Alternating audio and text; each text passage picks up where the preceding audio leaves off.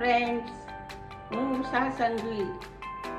અમારા હેલ્યોવિટી કિચનમાં તમારું ખૂબ સ્વાગત છે. આજે આપણે મખાણાની એક આઈટમ બનાવવાની છે, ખૂબ હેલ્ધી બનશે. હવે આપણે આ મખાણા શેકી લેવાના છે. મેં 30 ગ્રામ લીધા છે. આપણે શેકી લઈએ. પહેલા 1 ટેબલસ્પૂન ઘીમાં શેકવાના છે. આવી રીતે ઘીમાં શેકી લેવાના. હવે આપણા સરસ મજાના શેકાઈ ગયા છે. આવી રીતે શેકાઈ જવા જોઈએ અને ભૂકો થવો જોઈએ.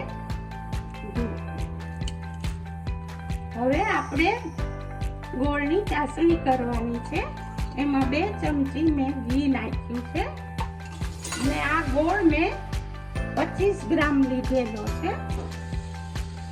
આપણે ધીમા તાપે એની ચાસણી બનાવવાની છે.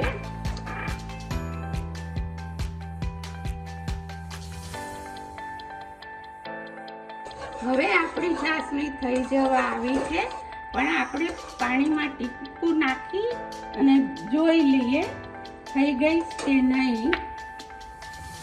આમાં ઠરવા દેવું પડશે.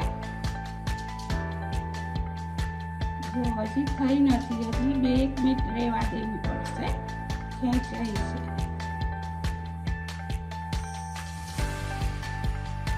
હવે આપણી ચાસણી થઈ ગઈ છે. પાછી જોઈ લઈએ નાખીને. હવે આપણી ચાસણી થઈ ગઈ છે સરસ મજાની. આવી રીતે તૂટવી જોઈએ. આવી તૂટવી જોઈએ. હવે એમાં આપણે તલ નાખી દઈશું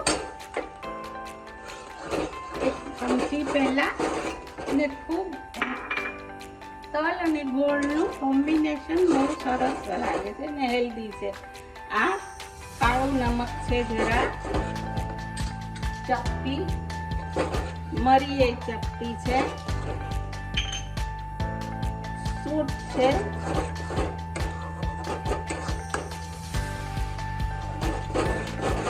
5 ચમચી. હવે આપણા મખાણા નાખીને બધું વ્યવસ્થિત મિક્સ કરી દીધું છે. આપણે એક થાળીમાં નાખી દઈએ. જરાક ઠરે એટલે એક છૂટા પાડી લેવાના છે.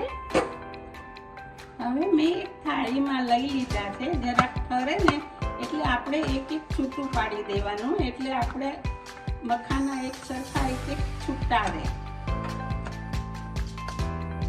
હવે આપણા મખાના જો આવી રીતે છૂટા પાડી લીધા થયા એટલે એક દાણો છૂટો થઈ જવો જોઈએ. જો આપણી સરસ મજાની રેસીપી મખાનાની થઈ ગઈ છે. ચેનલને લાઈક કરજો, સબસ્ક્રાઈબ કરજો અને સરસથી બનાવજો. By friend.